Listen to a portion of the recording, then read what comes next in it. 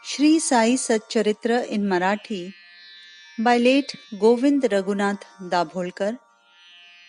Translation in English by late Zareen. Adhyay 3, OV 1.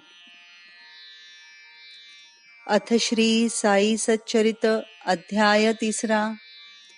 Shri गणेशाय नमः, श्री सरस्वत्यै नमः, श्री गुरुभ्यो नमः, श्री कुलदेवतायै नमः, श्री सीतारामचंद्राभ्याम नमः, श्री सद्गुरु साईनाथाय नमः.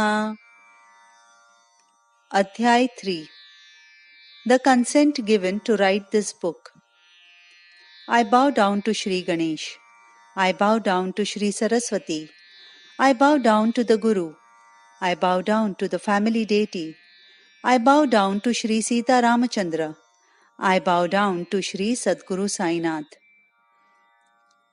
आता पूर्व कथेची संगती साई पूर्ण आश्वासन देती, म्हणती आपुली संपूर्ण अनुमती चरित्र स्थिती वर्णावया. Now I pick up the thread of the earlier narration. Sai gives me full assurance and tells me, I give you my full permission to narrate my life story. तुम्ही आपुले कार्य करा, मनी यत्किंचितही न कचरा, विश्वास पूर्ण मदवचनी धरा, निर्धार करा मनाचा.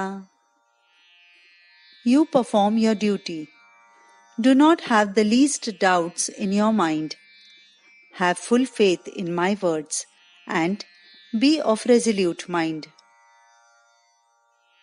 केलिया मल्लीलेचे लेखन, होईल अविद्या दोष निरसन, भक्तिभावे करिता श्रवण, प्रपंच भान मावळेल. If you write about my leelas, it will wipe out the faults which have arisen due to ignorance, and when you listen to it with faith, your worldly involvements will disappear. उठतील श्रवण सागरावरी, भक्ती प्रेमामृताच्या लहरी, बुडिया देता उपरा उपरी, येतील करी बोधरतने. It will cause waves of love and devotion to rise on the ocean of the mind, and diving into them now and then will bring up gems of knowledge.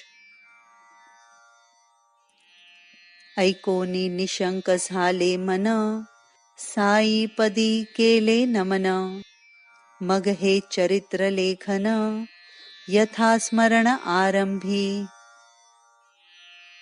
When I heard this, I ceased to have any doubts. I bowed at the feet of Sai, and then, relying on my memory, I started to write this biography. हे शब्द येताच बाबांचे ओठी, तीच बांधिली शकुन गाठी, घडून येणार आता हे गोष्टी, मी तो वेठीचा बिगारी. No sooner than these words came from Baba's lips, I thought that it was a good omen.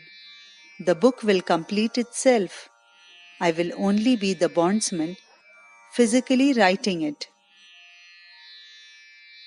पहा अगम्य हरीची लीला, त्यावीण न कळेती अन्याला, श्रुती शास्त्र वेद मुकावला, थांग लागला ना कोणा. See how inscrutable are the ways of God. They are beyond perception and are known but to Himself. Even the Shastras and the Vedas are silent, and no one is able to plumb their depth. Shastra Visharada Vedavadi, Pradnyavanta Panditadi, Ghatapatadivad Pravadi, Yancha Nadi Bharunaka. Those experts in Shastras and Vedas, those intellectuals and scholars, the learned and the disputatious given to splitting hairs, do not follow them. Hari निज भक्तांचा केला, भाळ्या भोळियांचा भुकेला, प्रेमा लागी समूळ विकला, सदा हठेला दांभिका. God is the embodiment of his own devotees. He longs for the simple and the guileless. He is completely indebted to those who love him, but he shuns the hypocrites.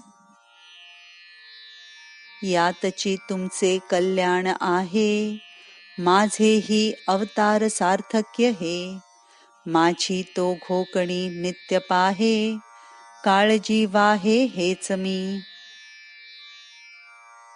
In this only lies your well-being.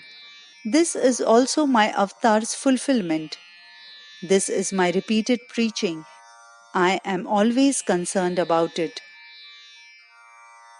वरी एक सांगतो श्यामा, प्रेमे घेईल जो मन नामा, तयाच्या मी सकल कामा, पूर्वी प्रेमा वाढवी.